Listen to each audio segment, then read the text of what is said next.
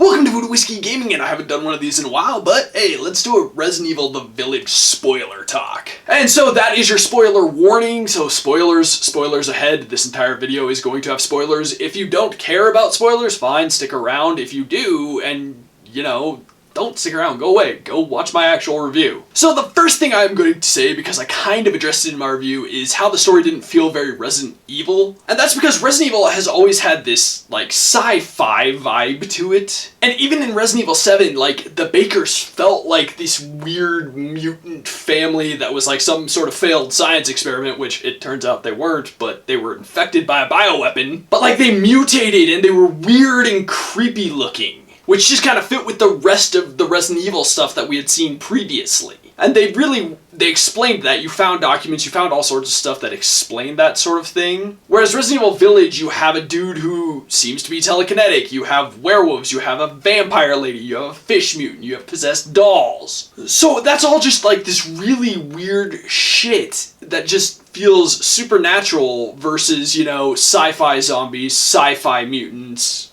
weird mutant mold experiments to create bioweapons. You know, that's always been the Resident Evil bread and butter. And in this game, that's not exactly there. Until the very end, when you discover that, you know, Mother Miranda isn't really an all-powerful witch. She's just been using the mold, like a purified version of the mold, like the original version of the mold from Resident Evil 7. She's been experimenting with it. She's used it to give herself, like, long-lasting life, seemingly magical powers. She used it to create these different individuals. Like, you find out that, like, the werewolves were an experimentation. Lady Demestru, or Demestru, I can't remember how to pronounce that, whatever. She is an experimentation, and that her vampiric tendencies, the blood, etc., actually comes from, like, a genetic disorder to begin with, and then the experimentation made her grow larger, gain healing factor. And then each of those people, like her, like Hindenburg, like the other characters,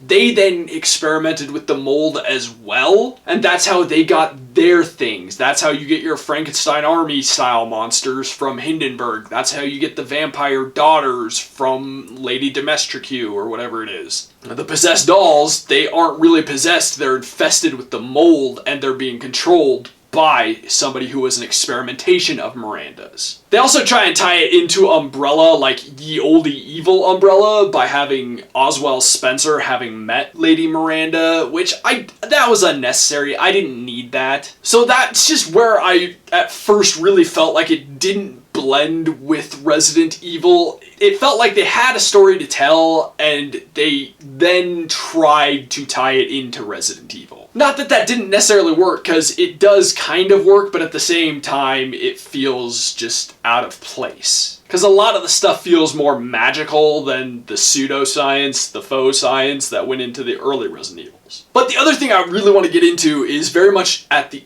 end of this game, and it explains Ethan, which I think everybody kind of knew already about Ethan after the events of Resident Evil 7, but he is barely even human anymore, really. Like, he looks human, he seems human, but in reality, he is a mold-infected person, like, heavily, and it adapted well with his body. That's why in Resident Evil 7, even though I didn't have it happen to me, I know you can wind up in a situation where Jack Baker cuts off your foot and, yeah, put it back on and, you know, squirt some juice on it and it's good, or how you get your hand stabbed through and cut off and all of that, and, you know, put a little magic juice on it and it heals, which also happens very much so in Resident Evil 8. There's a time where he gets his hand cut off, like, right here, and later you go back and with your other hand you just put it back in place, you know, put some juice on it, and voila, it's good.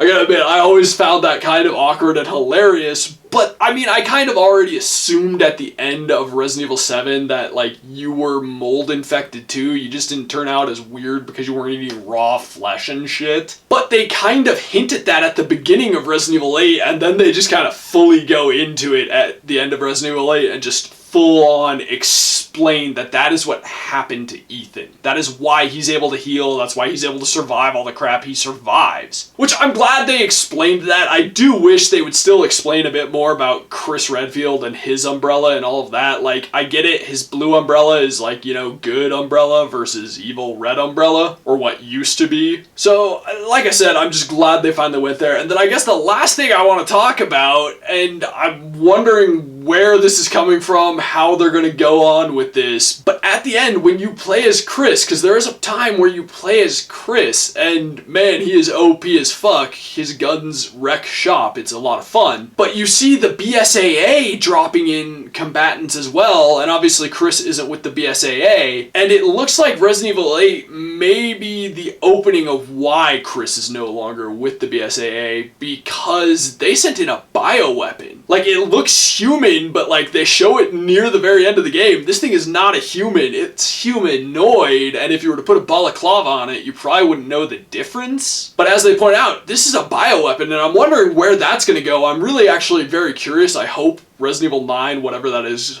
and whatever it is called, really addresses that. Because I'm very curious, because, you know, you want to know, why did Chris leave the BSAA? Does this have something to do with, like, Pierce Nivens, who injected himself and became, like, a super mutant soldier for a while? You know, things like that. And I'm curious, they definitely opened up something that is now, like, please give me more, I want to know more about this, you guys need to give me more. And I'm not, like, sitting here trying to answer questions or anything, I'm just saying, like, these are some things that I felt needed to be addressed and I wanted to openly talk about, but obviously spoiler video, so they couldn't go in the main review, but here they are. So, I don't know, leave your comments below on what you think about these things. And as always, thanks for watching. If you enjoyed the video, please hit that like button, and if you like what I'm doing in general, share and subscribe. Have a good one.